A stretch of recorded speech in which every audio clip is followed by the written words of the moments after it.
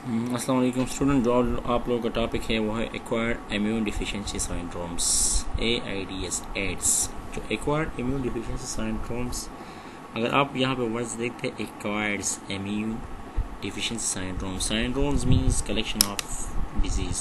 Acquired immunes, यहाँ पे acquired word दिया हुआ है, तो आपको जिस तरह इसका अगर आप वो देखते हैं तो एक्वायर्ड इम्यूनिटी ये उसी से लिया हुआ है। जिस तरह आप देखते हैं कि एक्वायर्ड इम्यूनिटी क्या है, तो एक्वायर्ड इम्यूनिटी जिस तरह कोई चीज़ पैथोजन या कोई फॉरेन बॉडी जो बॉडी में एंटर होते हैं, तो वहाँ पे बॉडी उनके खिलाफ अगेंस्ट क्या बनाते हैं, एक्वायर्ड इम्यूनिटी बना लेते हैं कि वो उसको पहचान ले और उसको किल कर लें।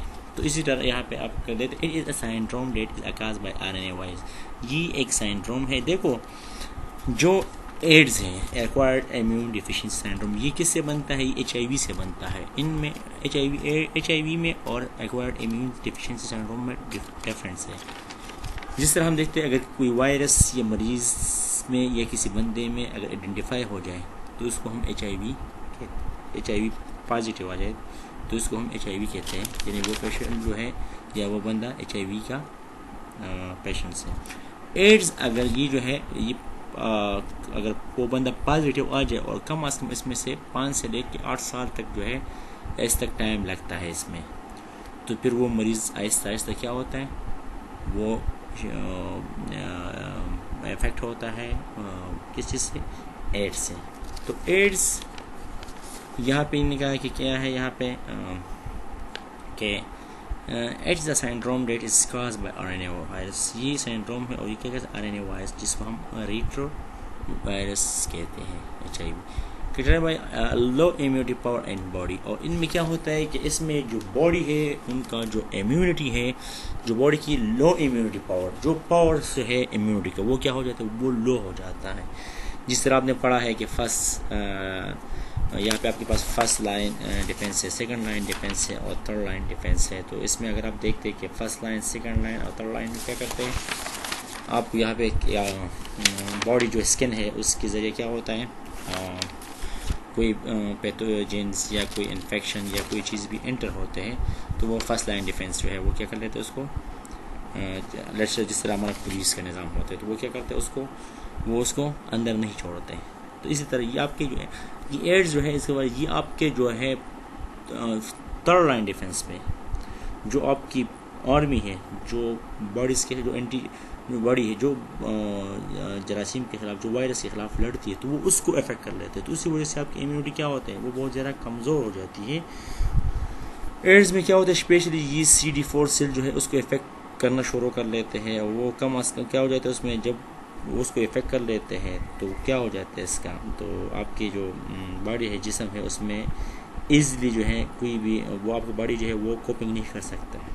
जब वो कोपिंग नहीं कर सकते तो उसमें ईज़िली इन्फेक्शन की चांसेस बढ़ जाते हैं। वो क्या करते हैं उसमें इन्फेक्शन ईज़िली, वहाँ पे जितने भी इन्फेक्शंस है वहाँ पे क्या करते हैं कि आपका जो इम्यूनिटी सिस्टम है वो बिल्कुल लो होता है। वो उसमें वो पावर नहीं रहते कि वो डिजीज़ के ख़िलाफ़ फाइट कर ले, वो डिजीज़ को रोके, इन्फेक्शन को रोके, मगर वो क्या हो जाते हैं, वो इन्फेक्टेड हो जाते हैं और उसी वजह से वो बीमारी ईज़िली बदन में चले जाते हैं। तो एड्स की सूरत में अगर आप यह काज HIV वायरस है इसके नेक्स्ट, अगर आप इसके स्लाइड पे देखते हैं,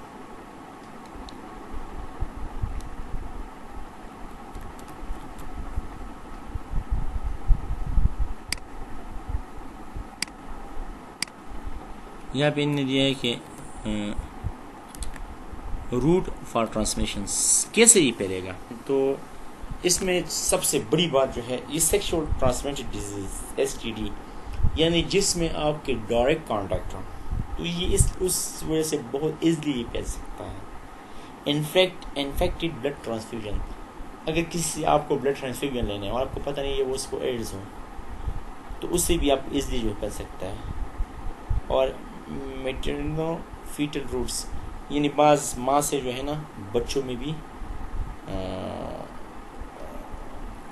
वो हो सकता है, इफेक्ट हो सकते हैं। सीमन जैसे हो सकते हैं। इन्फेक्टेड सिरंज, जो आपको नीडल्स है, सिरंज है, अगर वो किसी पेशेंट से लगा हुआ हो जिसको एड्स हो और उसको आपने दूसरे नॉर्मली पेशेंट को लगा दिया बंदे को, तो उसको भी ईजिली फैल सकता है। साइन एंड सिम्टम्स इसमें साइन सिम्टम्स, इसमें आपको क्रॉनिक डायरिया होगा, क्रॉनिक कफ होगा, इसमें जो क्रॉनिक डायरिया भी होगा, क्रॉनिक कफ भी होगा, और इसमें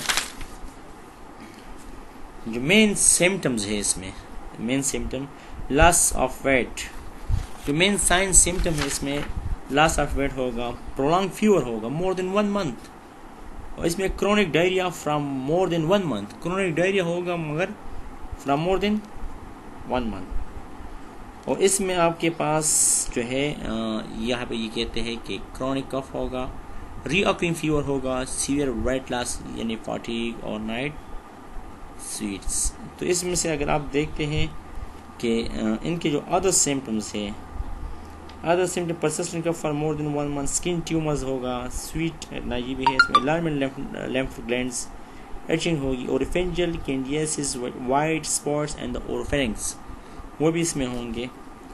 डायग्नोसिस के लिए अगर आप इसमें इन्वेस्टिगेशन करें, HIV टेस्ट करेंगे, ब्लड CB करेंगे, इसके साथ साथ ELISA टेस्ट करेंगे, आप वायरस आइसोलेशन टेस्ट करेंगे, T4 सेल और T8 सेल्स आप इन्वेस्टिगेशन करेंगे।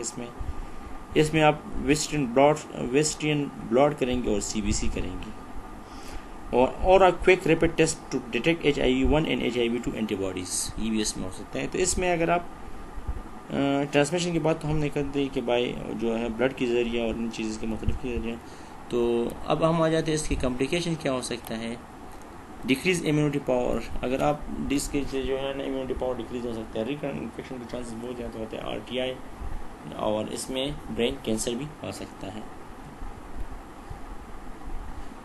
ट्रीटमेंट, नॉन स्पेसिफिक ट्रीटमेंट इसका सपोर्टिंग थेरेपी, एंटीपायरेटिक्स, एंटीबॉडी और एंटीवायरल जाइडोल्यूरिन इसमें आप दे सकते हैं। Nursing management advice for bed rest, maintain the personal hygiene, check vital sign, avoid from the contaminated fomites, आप उसको अवॉइड करना है कंटामिनेटेड फॉर्माइट्स से, avoid the pen baby and more than infected, use the condom during the sexual intercourse, आपको condom use करना है during जो आप सेक्सुअल इंटरकोर्स करते हैं, avoid from the use of contaminated, आपको अवॉइड करना है कंटामिनेटेड सिरिंज से।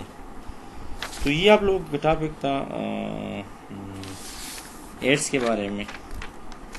तो एड्स आप लोगों ने पढ़ लिया। इसकी इंक्यूबेशन पीरियड अगर देखते हैं तो from the month to 6 year, ये फ्रॉम मंथ से लेके 6 ईयर तक इनकी इंक्यूबेशन पीरियड है। तो ये आपका टॉपिक था।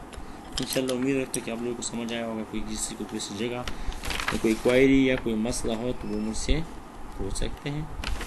बाकी इसमें से कोई ख़ास ये वो नहीं है कि आप लोगों को मुश्किल लगे, फिर भी किसी को मुश्किल लगा तो वो मुझसे पूछ सकते हो। ओके, अल्लाह हाफ़िज़।